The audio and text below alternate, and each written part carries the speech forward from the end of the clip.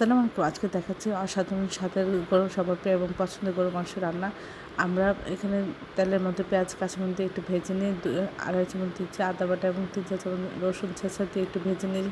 এখানে 3টা তেজপাতা এবং 5-6টা দারুচিনি টুকরা দিয়ে সামান্য একটু পানি দিচ্ছি, দিয়ে এখানে 1 চামচ লবণ, 2 চামচ মরিচের গুঁড়া, 1 চামচ হলুদ গুঁড়া, 2 চামচ ধনিয়া গুঁড়া, 1.5 চামচ জিরার গুঁড়া এবং সামান্য একটু এলাচ গুঁড়া দিয়েছি। সব কিছু দিয়ে খুব ভালো করে মশলাটা কষিয়ে নিয়ে মাংস দিয়েছি, দিয়ে একটু কষিয়ে নিচ্ছি। আমরা 4 থেকে 5 বার আমরা অল্প অল্প পানি দিয়ে বারবার কষিয়ে কষিয়ে এটা রান্না করব, এতে অসাধারণ হবে এর স্বাদ। আর প্রথমে আমরা গরম পানি ইউজ করব।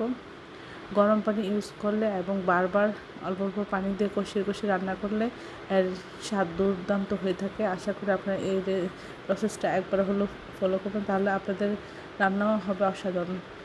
এটি দেখতে যতটা সুন্দর, খেতে অসাধারণ হয়েছিল।